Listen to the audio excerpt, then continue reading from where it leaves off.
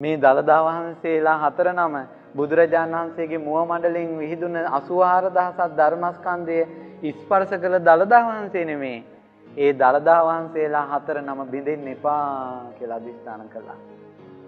කේම මහරහතන් වහන්සේ බලාගෙන හිටියා. මේ සරබු මහරහතන් වහන්සේ වැඩියනේ මේ ගින්දර මැදට. උන්වහන්සේ දිවසින් බැලුවා. අහෝ ධාතුන් වහන්සේලා බෙදෙනවා. බෙදෙනකොට දැක්ක දන්ත ධාතුන් වහන්සේලා දැන් ඒ හරියෙන් බෙදීගෙන යනවා. දැන් ඉතින් ධාතු බෙදලා ඉවරයි. ඒ අතර බැබලි වන් දළදා වහන්සේ තියෙනවා. කේම මහරහතන් වහන්සේත් ඉරිදියෙන් වැඩියා ගින්දි ජාලාව මැදින් රන් දෙනට. වැඩලා ඒ ශ්‍රීමත් වන් දළදා වහන්සේ ගිනි ජාලාව මැදින් අතර ගන්නවා. පින්වතුනි මේ වැඩ ඉන්නේ ධාතුන් වහන්සේ. කොයි තරම් ආශ්චර්යයක්ද? ගින්නේ පහස නොලබා බුදුරජාණන් වහන්සේගේ අදිෂ්ඨානයේ නොබෙදුන ගිනි ජාලාව මැදින් අපේ කේම මහරහතන් වහන්සේ ශ්‍රී හස්තෙන් ගත්ත දන්ත ධාතුන් වහන්සේ මේ වැඩ ඉන්නේ. දළදා මාලිගාවේ වැඩ ඉන්නේ දන්ත ධාතුන් වහන්සේ. මේ දන්ත ධාතුන් වහන්සේගේ අනුභවය අපි කතා කරමු. මේ වැඩ ඉන්නේ සුළු පාට ධාතුන් වහන්සේ නමක් නෙවෙයි. සවාසු දහසක් ධර්මස්කන්ධ ස්පර්ශ කළ ධාතුන් වහන්සේ මේ වැඩ ඉන්නේ. ඊළඟට පටාචාර සිහිය නැතුව එනකොට පින්වත් නැගණිය සිහිය අරගන්න කියලා සිහිය උපද්දවන වචනේ කියනකොට ඉස්සල්ලාම මේ දන්ත ධාතුන් වහන්සේගේ ස්පර්ශ වුණේ.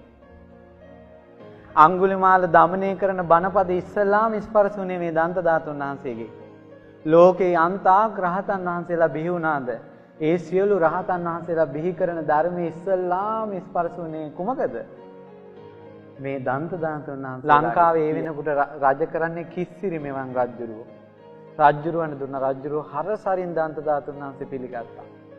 ඒ දන්ත ධාතුන් වහන්සේ පිළිගෙන රජුරුව කල්පනා කරනවා අපි බුදුරජාණන් වහන්සේගේ ධාතුන් වහන්සේලා සුදු පාටයි නේ. ඕනේ ඒ කාලේත් අර ප්‍රශ්නේ ඇවිල්ලා.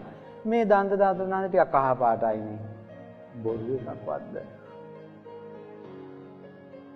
හිතනකොටම කරඬුව මෑත් වෙලා දන්ත ධාතුන් වහන්සේ ආකාශයට පැන නැගිලා රැස් විහිදෙනවා. මම ඒකනේ කිව්වේ මේ තරම් ප්‍රාතිහාර්ය පාපු ධාතුන් වහන්සේ නමක් තවත් නැති තරම්. මෙන්න මේ දන්ත ධාතුන් වහන්සේ. ඔය විදිහටමයි වැඩ ඉන්නේ. ඔය කොපුවක් නෙවෙයි ඔය දන්ත ධාතුන් වහන්සේම. ඊට පස්සේ මේ දන්ත ධාතුන් වහන්සේ රජුරෝ සතුටට මල් වලින් පූජා කරන ධාතුන් වහන්සේ වැහුණා මල් වලින්. මොහොතක් යනකොට මෙන්න මල් දෙබෑ කරගෙන ධාතුන් වහන්සේ මතුවෙනවා. රජතුමාට හරි සතුටුයි. රත්තරන් සලු 500කින් ධාතුන් වහන්සේ වහනවා. සලු 500ම දෙබෑ කරගෙන ධාතුන් වහන්සේ මතුවුණා. ප්‍රාතිහාර්ය පෑවා.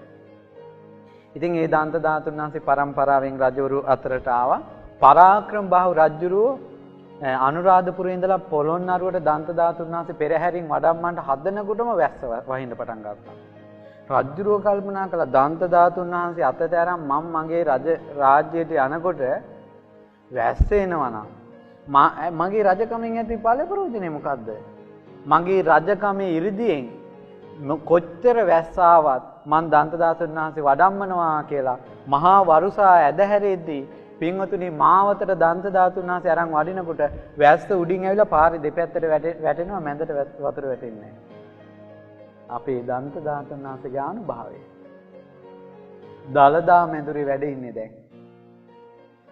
ඊළඟ මේ සුදු මේ බ්‍රිතාන්‍ය පාලන කාලේදී දන්ත ධාතුන් වහන්සේ එළියට ගැනීම තහනම්. වැස්සෙන්නේ නැතුව ගියා. මිනිස්සු කිව්වා ආණ්ඩුකාරතුමාට නෑ අපි බලෙන් හරි දන්ත ධාතුන් වහන්සේ වඩම්මනවා කියලා දන්ත ධාතුන් වහන්සේ එළියට වැඩැම්මුවා. එක දවසේ වැහැපු වැස්සට මේ බලන්න. දළදා මාලිගාව වටේ තියෙනව නේද අර අපි ඇවිදගෙන යන මේ වලාකුළු බැමි. වලාකුළු බැමි උතුරන්ට වැස්ස ආවා. මේ වැස්සට කියනවා මොකද්ද? දළදා වතුර කියලා. 5000ක් අවුරුදු ගියාට පස්සේ බුද්ධ ශාසනය අතුරුදහන් වෙනකොට මේ අපේ කරඬු වල වැඩ ඉන්න අබෑටයක් ධාතුන් වහන්සේ ඉරිදියෙන් වඩිනවා රුවන්වැලි සෑයට. රුවන්වැලි සෑයේ ළඟදී හැම ධාතුන් වහන්සේ නමම මුතු මේ මාලයක් වගේ එකින් එක පෙළට පිහිටනවා. පෙළට මාලයක් වගේ පිහිටලා නාගදීපයට වඩිනවා ඒ ධාතුන් වහන්සේලා. මුළු ලංකාවෙම තියෙන ධාතුන් වහන්සේලා. ඔබගේ ගෙදර තියෙනවද භාග්‍යවතුන් වහන්සේගේ ධාතුන් වහන්සේ? ඒ ධාතුන් වහන්සේ ඉරිදියෙන් වඩින ධාතුන් වහන්සේ නම. ඊට පස්සේ නාගදීප සෑයේ දෙබෑ වෙලා මණික් පුටුව උඩට මතුවෙනවා. මතුවලා අර මැණික් පුටුව උඩ ධාතුන් වහන්සේලා තැන්පත් වෙලා ආකාශයෙන් දඹදිව බුද්ධ ගයාවට වඩිනවා. වඩිනකොට ලෝකේ හැම තැනකම තියෙන සක්වල තියෙනවා රෝම ධාතුන් වහන්සේලා, කේශ ධාතුන් වහන්සේලා ඔක්කොම වැඩලා කේශ ධාතුන් වහන්සේලා කෙස් පිහිටන තැන පිහිටනවා. නලල් තලයේ පිහිටන තැන පිහිටනවා. අකු ධාතුන් වහන්සේලා ඒ තැන පිහිටනවා. හැම ධාතුන් වහන්සේලාම මම තිබ්බ තැන පිහිටලා බුදුරජාණන් වහන්සේගේ බුද්ධ ශරීරයේ මැවෙනවා.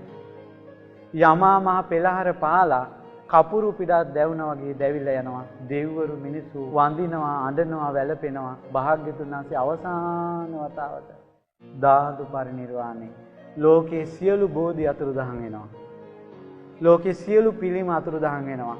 සිරිපා ලකුණු අතුරුදහන් වෙනවා. ආයෙත් නැහැ. එදායින් පස්සේ නැහැ පින්වත්නි. ඒ නිසා ධාතුන් වහන්සේලා ආශ්චර්යමත්. ඒ උතුම් ධාතුන් වහන්සේලාට අපගේ নমස්කාරය වේවා.